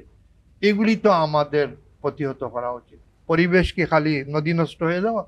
এই যে জনস্বাস্থ্যের পরিবেশ নষ্ট হচ্ছে তার প্রভাব প্রত্যেকটা লোকের উপরে হচ্ছে, এদিকে আমাদের সজাগ হওয়া উচিত।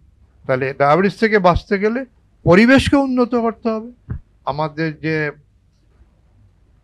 আশপাশ আছে সেটাকে ঠিক করতে হবে, পরিবেশ ডায়াবেটিস না হওয়ার বান্ধব পরিবেশে পরিণত করতে। আমরা তো করে রাখছি এটাকে ডায়াবেটিস হওয়ার পরিবেশ করে রাখছি। এই জন্যই সমন্বিত প্রচেষ্টা হওয়া দরকার আমাদের।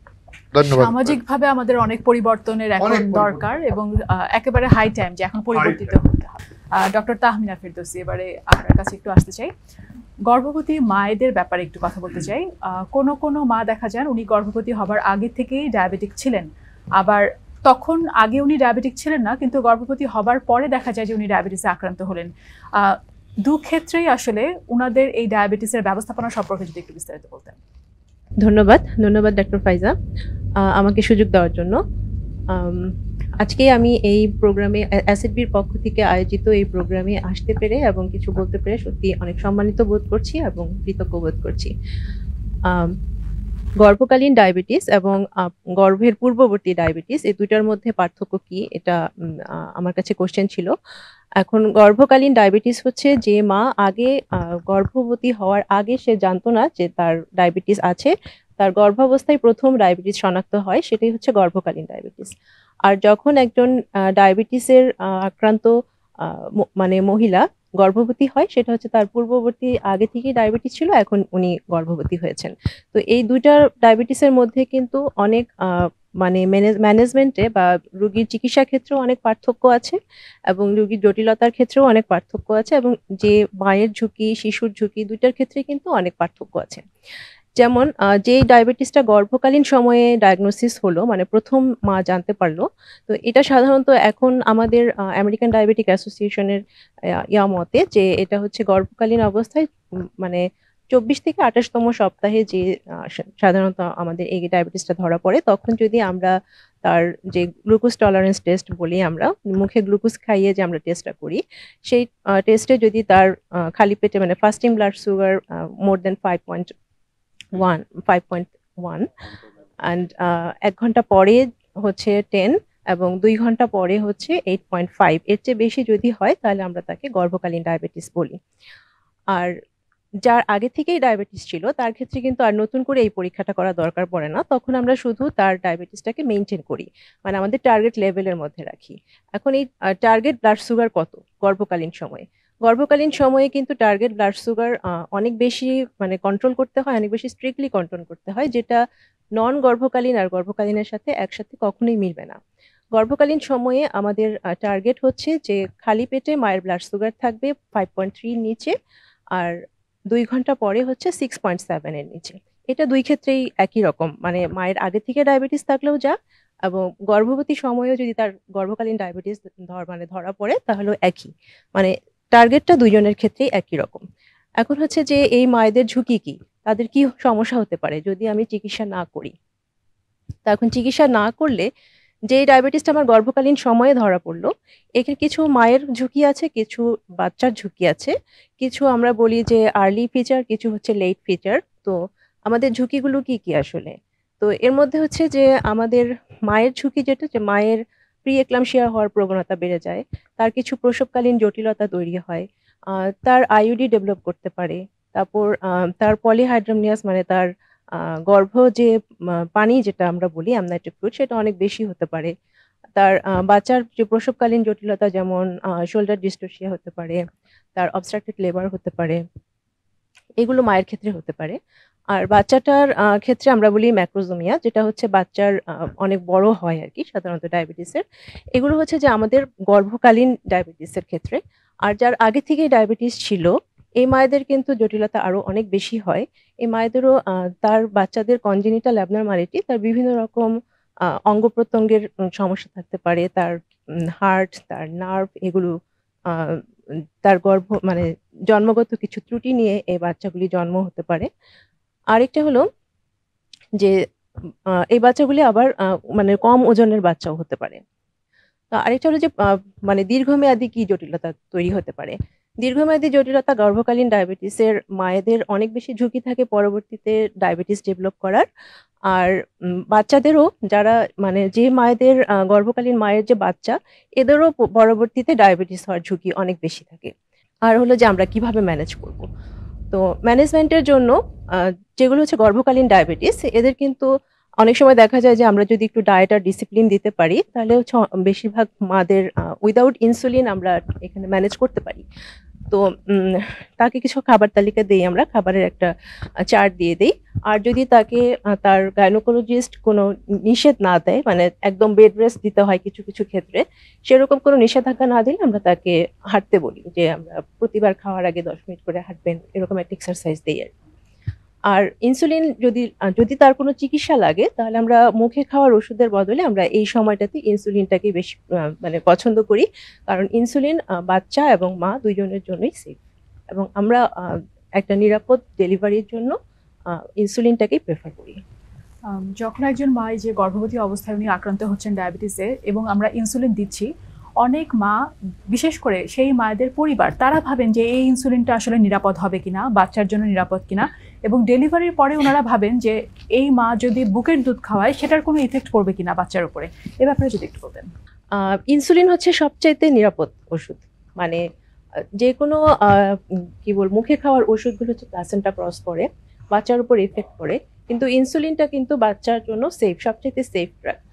আর বুকের দুধ খাওয়াতে কোনো নিষেধ নাই, বুকের দুধ খাওয়াতে পারবে। আমাদের দেশের প্রেক্ষাপটে আমাদের ডায়াবেটিসের রেট বেশি, ডায়াবেটিস প্রেগনেন্সির রেট বেশি, জিডিএম এর রেটও বেশি। তো আমাদের বক্তার কাছ থেকে আমরা এটাও জানলাম যে এটার কমপ্লিকেশন অনেক বেশি। অনেকের বাচ্চা হয় না, বাচ্চা থাকে না, বাচ্চার নানান ধরনের ঝামেলা হয়। এবং সাইন্টিফিক্যালি দেখা গেছে যদি ফার্স্ট ট্রাইমাস্টারে ভেরি হাই ব্লাড সুগার হয়, ইট মে বি টেরাটোজেনিক। অনেকগুলা ঝুঁকি এটা। বাঁচার পথ কি? খুব সহজ পথ। সব প্রেগনেন্সি হওয়া উচিত প্রি প্ল্যান প্রেগনেন্সি। আগে থেকে যদি জানি, কন্ট্রোল করি, নিরাপদ বাচ্চা, কোনো অসুবিধা নেই। তাহলে আমাদের দেশবাসীর উদ্দেশ্যে এটা আপিল যে বাচ্চা নেওয়ার আগে আপনি প্ল্যান করেন যে বাচ্চা নেবেন, আপনার ডায়াবেটিস, থাইরয়েড, প্রেশার এগুলি আছে কিনা এগুলি দেখেন, বাচ্চা নেন, কোনো অসুবিধা। প্রেগনেন্সিতে সাধারণ মানুষের ধারণায় ওষুধ খেও না, এটা খুবই যুক্তিযুক্ত, কারণ অনেক ওষুধই প্রেগনেন্সিতে খাওয়া যায়।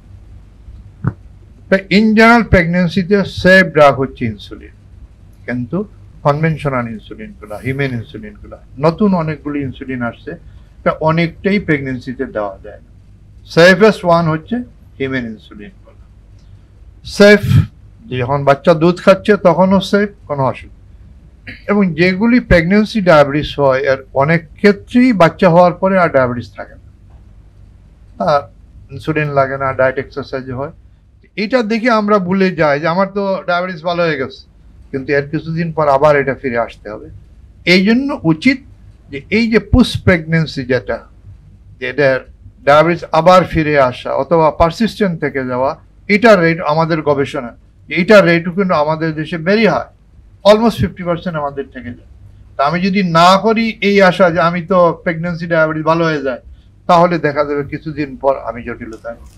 এখানে আমাদের আরেকটি প্রশ্ন, প্রি প্ল্যান প্রেগনেন্সি, প্রেগনেন্সির সময় ইনসুলিন, এবং পোস্ট প্রেগনেন্সিতেও বাচ্চা যখন দুধ খাচ্ছে তার অ্যাটলিস্ট 2 কি 3 মাস পরে আবার টেস্ট করে দেখা যে আমি কি অবস্থায় আছি, সেই অনুসারে আমাকে আগানো। যেই মায়ের প্রথম বাচ্চা হবার সময় ওনার ডায়াবেটিস ধরা পড়েছিল, 2-3 বছর বা কয়েক বছর পর উনি যদি আবার দ্বিতীয় বাচ্চার জন্য ট্রাই করেন, সেক্ষেত্রে ওনার কি আবারও ডায়াবেটিস হওয়ার সম্ভাবনা আছে কিনা, এবং উনি কিভাবে সাবধান থাকবেন? এই জন্যই যে একটা প্রেগনেন্সি গেল, তারপরে হচ্ছে চেক আপে থাকবে, উনি ওই যে আমরা ভুলে যাই যে প্রেগনেন্সি ডায়াবেটিস ভালো হয়ে যায়, আমাদের দেশে পারসিস্টেন্ট রেট অনেক বেশি, থেকে যাওয়ার রেট অনেক বেশি। তাহলে আমাকে ফলো আপে থাকতে হবে যে আমার আবার বাড়ছে কিনা, আমি কি অবস্থায় আছি। ভালো হয়ে গেল, নেক্সট প্রেগনেন্সির আগেও আবার করা উচিত, প্রেগনেন্সিতে করা উচিত, কারণ এটা ফিরে আসার চান্স নেক্সট প্রেগনেন্সিতে আরো বেশি। তা আশা করছি আমাদের গর্ভবতী মায়েরা এবং যারা প্ল্যান করছেন তারা সচেতন হবেন এই বক্তব্য থেকে। এবারে আমি একটু যেতে চাই সহযোগী অধ্যাপক ডক্টর মইনুল ইসলাম আপনার কাছে। যখনই আমরা ডায়াবেটিস নিয়ে কথা বলছি, ডায়াবেটিসের টেস্ট নিয়ে আমরা অনেক কথা বলি এবং ট্রিটমেন্টের একটি পার্ট হচ্ছে ইনসুলিন দেওয়া। এই সবগুলোই আমরা সেটা টেস্ট করতে যাই, সেটা ব্লাড টেস্ট করি অথবা আমরা একটা আরবিএস করি বা যেভাবেই করি না কেন, টেস্ট করা এবং ইনসুলিন, সেক্ষেত্রে দেখা যায় যে সুইয়ের ব্যবহারটা অনেক বেশি। অনেক রোগী থাকেন যারা সুইকে ভীষণ ভয় পান। এই ব্যাপারটি নিয়ে যদি একটু বলতেন যে এই যে ভয়ের ব্যাপারটা, এটাকে কিভাবে প্রতিকার করা যায় এবং পুরো ব্যাপারটি নিয়ে আসলে আপনার বক্তব্য কি? ধন্যবাদ আপনাকে। আসলে এই বিষয়টাকে আমি একটু এভাবে বলার চেষ্টা করব। একটা দৃশ্য আমরা কল্পনা করি, একজন পেশেন্ট আমার কাছে আসার পরে উনি একটা রিপোর্ট দিলেন, আমি দেখলাম যে তার অনেক বেশি ব্লাড সুগার লেভেল। আমি কি করলাম, আপনার তো অনেক বেশি ডায়াবেটিস হয়ে গেছে, অনেক বেশি আছে, আমি আপনাকে ইনসুলিন লিখে দিচ্ছি, একটা 3 বেলা এক বেলা ইনসুলিন আপনি নেওয়া শুরু করেন, আর আমি এখানে একটা চার্ট দিয়ে দিচ্ছি, আপনি এই চার্ট অনুযায়ী ব্লাড সুগার মনিটর করে 3 দিন পরে আমার কাছে দেখা করবেন। আমি পেশেন্টকে বিদায় করে দিলাম। এখন ওই বেচারা ব্লাড সুগার এমনিতেই তার এত বেশি, তারপরে কি করলে আমি তাকে লিখে দিলাম। এখন উনি ইনসুলিন সম্পর্কে ওনার কোনো ধারণাই নেই, উনি ব্লাড সুগার মনিটর করার বিষয়ে তার কোনো ধারণা নেই। আমি লিখে দিয়ে দিলাম, জাস্ট একটা আমি জাস্ট একটা অনুমান করার বিষয়টা বলছি, এরকম হয় না। তো আলটিমেটলি গেল কি, সে তখন তার পরিচিত লোকজনের কাছে গেলেন যে আমাকে তো ব্লাড সুগার এত বেশি, আমাকে তো ডক্টর ইনসুলিন দিয়ে দিয়েছে, ইনসুলিন আমি কিভাবে দেবো, কোথায় কিনবো, আমি ব্লাড সুগার কিভাবে মনিটর করবো। তো সে বললো দূর এগুলি কিছু বিষয় না, আরেকজনের কাছে গেলে আমার তো অনেকদিন ধরে আমার অনেক বেশি থাকে, আমি এইসব কিছু দেই না, ইনসুলিন লাগে না, তুমি এটা তোমার মতো খাও। তখন সে কি করলো, আমি আবার যেটা কাজ করেছি, যখন তারা বললো যে আপনার আগের ওষুধগুলি সব বন্ধ করে দিয়েছে, তো সে তার আগের ওষুধও আমি বলেছি বন্ধ, সে ভেবেছে বন্ধ। তো কিছুদিন পরে সে তার সুবর্ধনের পরামর্শ অনুযায়ী সে ওষুধ খাওয়া শুরু করলো। আলটিমেটলি তার ব্লাড সুগারটা অনেক বেড়ে। তাহলে যদি এই সিনারিওটা যদি আমি চিন্তা করি, যদি এরকম ইউজুয়ালি এটা ঘটে না, জাস্ট আমি একটা উদাহরণ দেওয়ার জন্য বললাম, তাহলে এখন আমার পক্ষ থেকে ঘটনা কি ঘটলো, যে তার ব্লাড সুগার তার বেশি ছিল, আমি কিন্তু তাকে যদি ব্লাড সুগারটা যদি তাকে ইনসুলিন কেন দিতাম, কেন দেওয়া উচিত, কারণ ইনসুলিন নিয়ে সবার একটা ফোবিয়া আছে, যে সবার একটা ধারণা ইনসুলিন হচ্ছে শেষ চিকিৎসা, এটা একবার শুরু করলে আর বন্ধ করা যায় না। আর সুইয়ের বিষয়টা যেটা বলেন, নিডল যে বিষয়টা, এটা সবারই এটা ফোবিয়া, আমার কম বেশি অনেকেরই থাকে। তো আমি যদি তাকে ব্যাখ্যা করতাম যে কেন তার জন্য এই সময় ইনসুলিনটা তার জন্য দরকার, এবং ইনসুলিন না দিলে তার ক্ষতিটা কী, এবং কখনো কখনো যে ইনসুলিনের শেষ চিকিৎসা এরকম না, কখনো কখনো আবার ইনসুলিনকে পরিবর্তন করা যায়। যদি তাকে যদি ব্যাখ্যা করতে পারতাম এবং ইনসুলিন দেওয়ার টেকনিকটা যদি তাকে বলে দিতে পারতাম, এবং তাকে গ্লুকোমিটার দিয়ে বা গ্লুকোজ মাপার মেশিন দিয়ে কীভাবে মাপতে হবে সেটা যদি আমি ব্যাখ্যা করে দিতে পারতাম, তাহলে তার জন্য কিন্তু বিষয়টা সহজ হয়ে যেত। এবং সে কোথায় গিয়ে এটা পাবে, ইনসুলিনটা সে কোথা থেকে নিতে পারবে, ব্লাড সুগার কীভাবে মনিটর করবে, এবং সে এই সময়টা তার খাদ্যাভ্যাসটা কেমন হবে, এই টোটাল বিষয়টা কিন্তু আমার পক্ষ থেকে তাকে ব্যাখ্যা করা দরকার ছিল, বা আমার পক্ষ থেকে আমার এটা দায়িত্ব, এবং এটা সব এন্ডোক্রাইনিস্ট এটা করে। পেশেন্টের বিষয় যেটা, ওই যে আমাদের সেই আগের থেকে একটা সোশ্যাল স্টিগমা আছে যে ইনসুলিন শেষ চিকিৎসা, ইনসুলিন নেওয়া যাবে না। আরেকটা বিষয় আছে যে ইনসুলিন দিলে হাইপো হয়ে যায়, ইনসুলিন দিলে হাইপো হয়ে যাবে, একবার হাইপো হলে অবস্থা খারাপ হয়ে যাবে, এই বিষয়টা একটা বিষয় থাকে। এবং আরেকটা বিষয় থাকে, ইনসুলিন দেওয়ার পরে তাদের খাদ্যাভ্যাসের কোনো চেঞ্জ আমরা আনতে পারি না, যার কারণে পেশেন্টগুলি কখনো হাইপো এবং কখনো হাইপারের মধ্যে থাকে। তো একসময় তারা বিরক্ত হয়ে পারে যে ইনসুলিন দিয়ে কোনো কাজ হয় না, ইনসুলিন দেওয়া যাবে না। তো এই যে ব্যারিয়ারগুলিকে আসলে আমরা কখন দূর করতে পারবো যখন তাকে বোঝাতে পারবো যে আপনার ইনসুলিনটা কেন দরকার। যে কোনো একটা পেশেন্টেরই আসে, টাইপ 1 যেটা বলছি, যারা ইনসুলিন ডিপেন্ডেন্ট, তাদের তো ইনসুলিন লাগবেই সবসময়ের জন্য। টাইপ 2 পেশেন্ট যারা অনেক দিন ধরে ভুগছে, অনেক সময় তাদের ইনসুলিন রিজার্ভ শেষ হয়ে যায়, তাদের কিন্তু ইনসুলিন ডিপেন্ডেন্সের মতো কাজ করবে, তারা একটা ফাংশনালি টাইপ 1-এর মতো কাজ করে, তাদের কিন্তু ইনসুলিন দিতেই হবে। আরেকটা হচ্ছে কিছু বিষয় কোনো জরুরি প্রয়োজনে ইনসুলিন দরকার, যেমন গর্ভকালীন ডায়াবেটিসের সময়, যখন অপারেশনের আগে, তো ওই যে অপারেশনের আগে কখনো আমরা ইনসুলিন দিচ্ছি, তখন এটা তো আবার অপারেশন হয়ে গেছে, ভালো হয়ে গেলে তাকে আবার চেঞ্জ করা যেতে পারে। আবার আমরা যখন চিন্তা করছি যে না, তার এখন ব্লাড সুগার অনেক বেশি আছে, ইনসুলিন দিয়ে কমিয়ে আবার তাকে অন্য চিকিৎসা দেওয়া যাবে, তাকে যদি এই বিষয়গুলি যদি আমরা ব্যাখ্যা করতে পারি, তাহলে আমার মনে হয় যে এই ব্যারিয়ারগুলি অনেকটাই করা সম্ভব। আরও কিছু বিষয় আছে, যেমন হচ্ছে আমরা যদি তাকে যদি তার ধরন অনুযায়ী যদি ইনসুলিনটাকে যদি আমরা 4 বেলার জায়গায় যদি প্রিমিক্স যে ইনসুলিন আছে 2 বেলা, যদি এটা তার জন্য সম্ভব হয়, তার পিকটা কম হবে। আরও কিছু কিছু অ্যাডভান্স কিছু ডিভাইস আছে, ওগুলি ইউজ করতে পারলে ইনসুলিনের পিকটা অনেক কমে যায়। তো সামনে আরও কিছু বিষয় আসবে, যেমন 7 days ইনসুলিন, এখন 7 দিনে একবার ইনসুলিন, এটা অলরেডি হয়তো কিছুদিন পরে চলে আসবে। চেষ্টা করা হচ্ছে মাসে একবার ইনসুলিনের জন্য, সেটাও আমরা হয়তো কিছুদিন পরে দেখতে পারবো।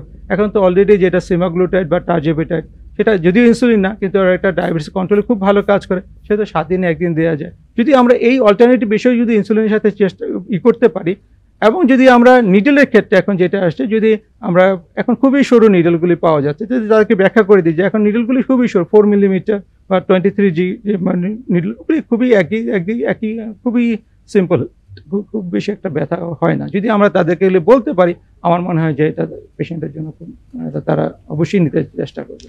ধন্যবাদ। জি, আপনাকে অনেক ধন্যবাদ। আজকে এই যে ওয়ার্ল্ড ডায়াবেটিস দিবস উপলক্ষে আপনাদের সবার আমাদের সাথে যুক্ত হওয়া এবং বিভিন্ন বিষয় নিয়ে অনেক তথ্য দেয়া, আপনাদেরকে অনেক ধন্যবাদ। আমরা একেবারে শেষ প্রান্তে পৌঁছে গেছি। আপনারা কেউ যদি কোনো বক্তব্য রাখতে চান একেবারে শেষ মুহূর্তে বা আমাদের দর্শকদের উদ্দেশ্যে। সবাইকে অনেক ধন্যবাদ জানাচ্ছি। অপসনিন ফার্মাসিউটিক্যালস, ATN নিউজ এবং আমাদের অ্যাসোসিয়েশন অফ ক্লিনিক্যাল এন্ডোক্রিনোলজিস্ট এবং ডায়াবেটিস অফ বাংলাদেশের যে বিশেষজ্ঞ মণ্ডলী এবং কর্মকর্তাবৃন্দ যারা আজকের অনুষ্ঠানে উপস্থিত হয়ে সময় দিয়েছেন এবং আপনাদের জ্ঞানগর্ভ এবং যে সময় উপযোগী যে বক্তব্যের মাধ্যমে আপনারা সবাইকে সচেতন করার জন্য যে সময় দিয়েছেন, এই চেষ্টা সফল হবে এই আশাবাদ ব্যক্ত করে আমার বক্তব্য শেষ করছি। সবাইকে অনেক ধন্যবাদ। এই প্রাণবন্ত আলোচনার জন্য সকলকে ধন্যবাদ, আমাদের মডারেটরকে, এক্সপার্টদেরকে, অপসনিনকে এবং ATN নিউজকে, যাদের উদ্দেশ্যে এটা, আমরা তো তারই অংশ। এই আলোচনার মধ্যে আমরা জানলাম যে বাংলাদেশে ডায়াবেটিস দ্রুত হারে বাড়তেছে, অ্যালার্মিং ভাবে বাড়তেছে, বিশেষ করে ইয়ংদের ভিতর, স্কুল কলেজের ছেলে মেয়েদের ভিতর ডায়াবেটিস খুব দ্রুত বেড়ে যাচ্ছে। তার কারণ জেনেটিক্যালি আমরা ডায়াবেটিক প্রোন, মিউটেশন হচ্ছে, আমাদের লাইফস্টাইল বদলাচ্ছে, আমাদের পরিবেশ সবই ডায়াবেটিস হওয়ার পক্ষে। তাহলে আমাদের সবারই উচিত এর বিপক্ষে দাঁড়ানো, লাইফস্টাইল ঠিক করা, আমাদের পরিবেশ ঠিক করা। এবারের প্রতিপাদ্যই তো হচ্ছে কর্মক্ষেত্রেও ডায়াবেটিস কন্ট্রোল করা, যেটা আমাদের পোস্টারে দেখছেন, যে অ্যাক্টিভ হওয়া, সেডেন্টারি লাইফটাকে আমাদের কমানো। একদিকে যেরকম ডায়াবেটিস বাড়তেছে, এটার ভয়াবহতা সম্পর্কে আমাদের বক্তারা বলছেন, কিন্তু অন্যদিকে আশার বাণীও শোনাইছে